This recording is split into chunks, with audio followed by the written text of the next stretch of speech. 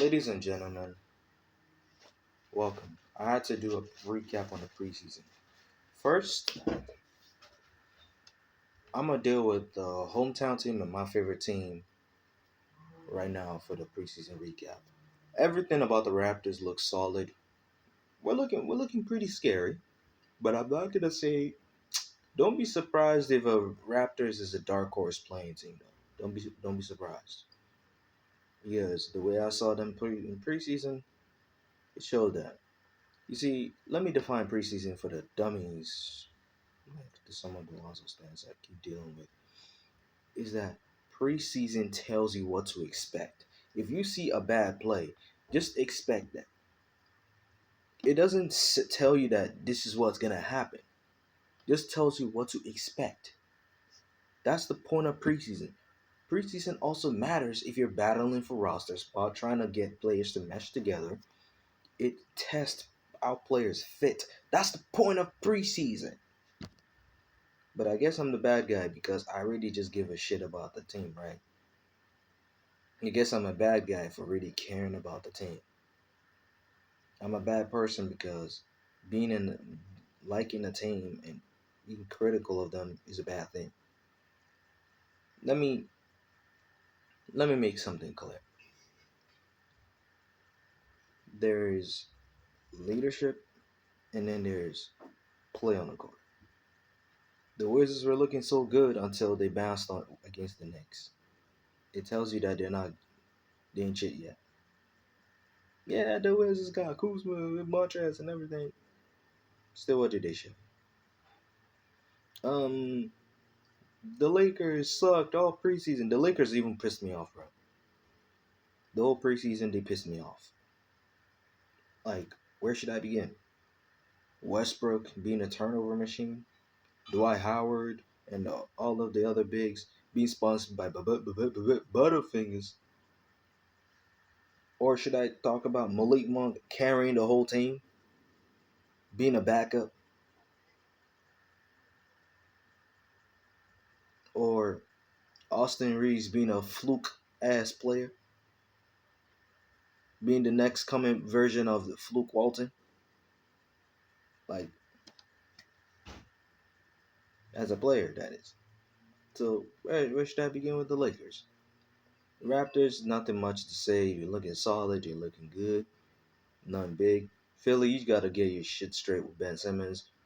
Brooklyn, you and Kyrie Irving needs to like get to a resolution. Um, yeah. Then now for the other teams, the ones I was part of, kind of wanted to cover. Before I get to the Chicago Bulls, because of the Raptors, the Charlotte Hornets, man, Lord have mercy. The Charlotte Hornets went to have a record-breaking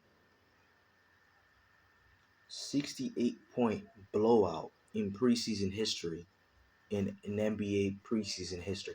They broke the NBA preseason record of 57 points blowouts to 68. And if this happens in the regular season, it means that they'll beat the Thunder's original record. Although we're not gonna forget that they beat the Clippers record. If this would have been a regular season game, they would have beat the Clippers record by biggest blowout by halftime with 70 points. But we're gonna ignore that, huh? So here's the thing. Overall, this preseason tell us that the Hornets are not gonna be a playoff team, bro. They're gonna struggle. Two things the Hornets need after watching the whole preseason. Although I'm sorry, I just analyzed only Melo at one point. But the Bulls, I decided to do a more in-depth thing because I don't just want to go game by game. I want to do a full-on thing by watching the whole thing. So, my full preseason analysis. So, game one, Charlotte Hornets look good. They were nice. But game two, that was the start of the downfall. It just tells you that because game two, even though they had Kelly Oubre, Mr. Glass, they still wearing shit. And before you tell me they need Mr. Glass, they gotta get Mr. Glass the fuck out of here. I'm just saying, get him out of here. Trade Mr. Glass for a big. Send him to Indiana where he belongs. For Miles Turner. They still got Sabonis. And Miles Turner and freaking Sabonis don't fit together. It damn sure was clear. I did not even talk about the Indiana Pacers, but Miles Turner and Sabonis are not a good fit together. It's just like Joel Embiid and Ben Simmons. Joel Embiid and Ben Simmons can both play the five, and they're great at it. But you have two guys playing two different roles. You have two bigs on the same team. Here's the thing. Charlotte can bring Ben Simmons in and let him play the Nikola Jokic role. Bring the ball up the court, create spaces for Melo, get him shots up. I'm not trying to say Ben Simmons should be the point guard, but he's good at facilitating. Maybe in the half court, let him run it. Maybe in the full court, let him run it. Then in the half court, let Melo run it. Like that was gonna how the Ben Simmons and LaMelo thing would work. But you know how Ben Simmons delusional ass thing. He thinks let me go to Sacramento. Sacramento? They even worse than Minnesota, dog. They're worse. No, hear me out. Because the Chicago Bulls are the last team. I was analyzing five teams. I said the Raptors, the Lakers, the Hornets, the Bulls, and there's one more team. Oh, the Pelicans. Speaking of the Pelicans, what the hell is wrong with Zion? I'm still gonna get back to Charlotte because there's still more to talk about. What the hell is wrong with Zion? Y'all need to get shit straight with Zion or something. Like you need to get this man on a diet or something. Like I'm just saying. Because injuries, continuous injuries, you need to get him on a something that would be helpful to his health. I'm just saying. This is the point, right? This is the point. I'm not a Hornet fan. I'm not what you think you're seeing. I'm not that dude. Alright? But let me break it down for the casuals. Alright? The Pelicans need him. They need to get Zion some serious health regimen. But even just bring me back to Mr. Glass. Mr. Glass gotta change his whole diet or something. Like he needs to stay healthy because this season is just it's gonna be a tough one. Even with Mr. Glass there, they're still not gonna be a good team. And here's why. I know a lot of Hornets fans will say a lot of things. Mr. Glass alone. Yeah, he holds the team together. Who cares? You already have Miles Bridges. You just need a big man. I say get a veteran big man. Even though the big man can be injury prone, get a veteran big man. Like the Bulls are so balanced that they have a mix of old and young. They don't have too many young, but they have a lot of veterans to guide the young players, like Caruso, like Vucevic, Levine. Levine, I would not even consider him a veteran because he's not 30 plus. You got DeRozan, you got a vet. God damn it, you got vets on the team. So I'm not worried if you know what I'm trying to say. The problem I have with a lot of hate, with a lot of dummies, is that they always make it seem like I hate Lonzo for a reason. The reason why I'm saying that is because when it comes to the Charlotte Hornets, they're just lacking.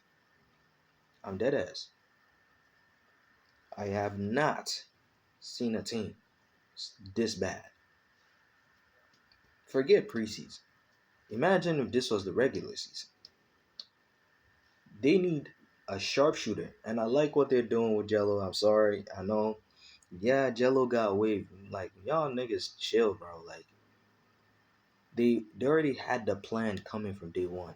They signed him, waive him, put him in the G League team because that's the smartest way of doing it. Because it's the let's keep Melo happy, let's let him stay here, and boom. If he gets to show himself in the G League, we call him up, put him in the league since we need his skill set. Because this preseason, the last preseason game for the Hornets, just showed they need Jello's skill set. Game three and game two showed that the Hornets need to get healthy. And I'm not so high on Bricky Oubre. I know it's called Cali Oubre, aka Drake Chris Brown Jr., but I'm not so high on him because he's just a brick fest. James Booknight, he's a brick fest. Book Night is alternate night. That's his new nickname, alternate night. And you know why I call him alternate night? Here's why. Because when he shows up, he shows up. When he doesn't show up in a big way.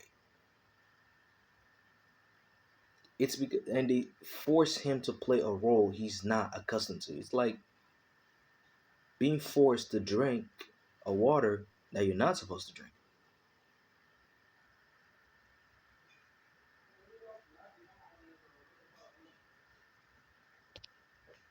So I'm not worried about the Hornets too much.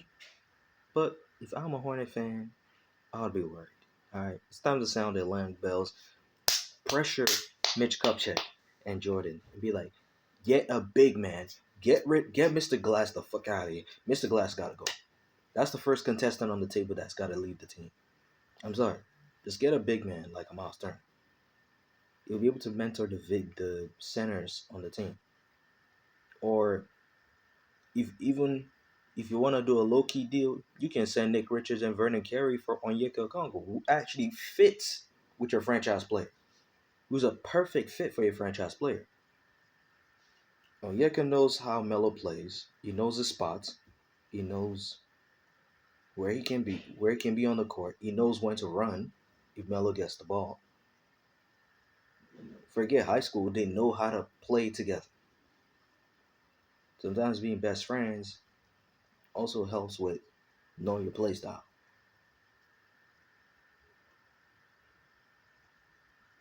Onyeka knows that. Okay? So if I was the one that's get a Congo on that team, by any means necessary. He fits the Hornets to a T. Another big man I can recommend is Miles Turner or DeAndre Ayton. But it's best to get, but judging by Charlotte, the way they think, it's best to get Okongo. He's just a perfect fit for the franchise player, and I know it. He's a perfect fit. If you watch the Chino Hills from the Lonzo Ball, Lamelo Chino Hills to from the Ball brothers Chino Hills to the Lamelo Ball Chino Hills. Onyeka was playing so good he knows how Lonzo and Lamelo play. So he knows their spots. So why not get a guy that knows Lamelo, then get a guy that has to get used to him?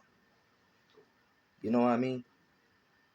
Is like look at it for example. Look at the Bulls when they had Lonzo and Levine, they match to a T because first of all, do you know that Levine was actually part of the recruiting Lonzo to UCLA?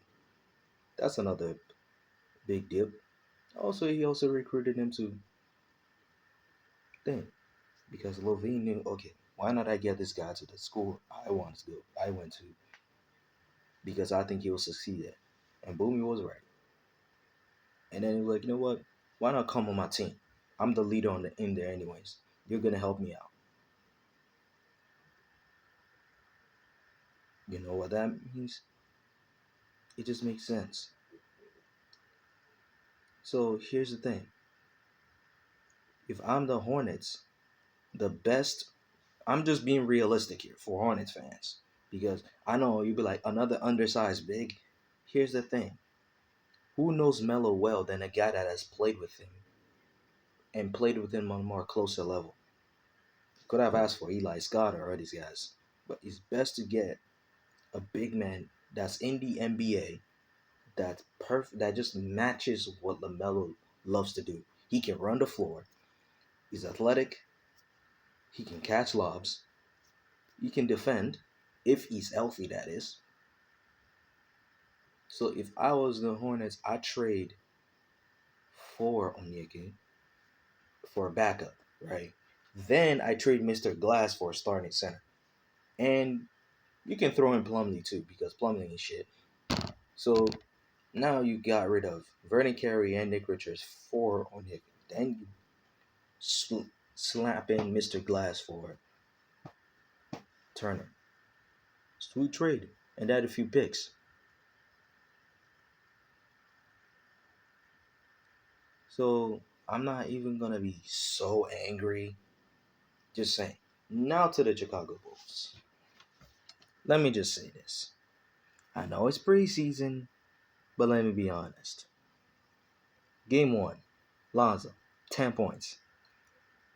We're not going to agree to that. Oh, I know people say being a point because a lot of some of these Lonzo stands that I be dealing with, they're just delusional to the T. They don't understand. I really, because judging, before I got to the last game and explain what I'm talking about, I know, being the point guard is all about putting your team in the best position to succeed. But in today's NBA, if you're not a shot creator, you're really hurting your game. If Lonzo's smart best move is the step back three, he needs to find counter moves. In game one, he was just doing let me just yak up threes and not care. Let me just jack up threes and not do that. That shit hurt his field goal, 3 for 8, right? Game two, against his old team, he played so great that I had nothing to even correct. So game three, similar shit. 10 points, back to the same old roots, same old critique. Game four is where I start to get pissed off. You see, I'm not even concerned that Homeboy scored 5 points because a lot of dummies are so mad at me for criticizing a man for scoring 5 points. Oh, he scored 5 points. You're acting like 5 points is a big thing. I'm just like, bro. So 5 points is now a bad thing. First of all, if the way Lonzo played does not sound trash to the NBA, you gonna tell me that a man that scored that averaged his highest point was 19. So if we do the math, he averaged 11.5 points. If we do the average, because you add every single game up, just add every single game up divided by the number of games, and tell me what you have. My guess is 11.5. Just tells me a man like that saying he wants to be an all-star. You see, when I judge Lonzo, I judge him by what he says. I don't judge him by how he just plays alone. I judge his play based on what he says. If he says I want to be an all-star, I judge his numbers. That you say you want to be an all-star, right? Here's the numbers to show that you're not an all-star material. I don't care what you think. If you go tell me you're gonna average 7 assists, 12 points, uh, 7 rebounds, that's not all-star worthy. That's and you're gonna average 1.3 blocks and 1.3 steals. That's all defense team worthy. You feel me? That's not all NBA worthy either. So I'm not gonna go out here and hate Lonzo for who he is. I'm just gonna be really critical. This dude gotta get his shit together. Okay? Moreover, for the dummies that is criticizing me for complaining about Lonzo's 5 point game, see, if you're a true fan, you would. Because let me tell you again, preseason tells you what to expect. If that's what you're gonna see from Lonzo, I don't care how you feel, that's what you're gonna see from him in the regular season. If that's how he's gonna be playing like, if only against his old team, he's gonna be dropping 19, 20 points. In today's era, if you're not a shot creator, which to be honest, it's not that Lonzo is not what wasn't creating shots. He wasn't creating for himself that much. There were in some of the games he was trying to force the issue. But in game 4, I saw a defensive leader on that court. When he initiated the defensive pressure, I saw a guy that everybody was following his lead and reacting on defense. If that's the type of Lonzo I want to see, I want to see a Lonzo that leads the court. Yeah, Lonzo played like a leader in the final game, but 5 points is not something that everybody is just gonna go over. If I were you, 5 points, yeah, it's not a big deal, but I don't know with some of these Lonzo because let me say it again. Finally, a fan is someone. It's like dealing with a nationalist patriot. Stands, aka nationalists, never love to criticize a player. They love to say, "Well, he's been a point guard. Just look for wins. Just look for that." You gonna tell me? See, if a man tells you he wants to be an all-star, you criticize him based on what he says. Simple. If I tell you I want to be an all-star and I'm playing like garbage,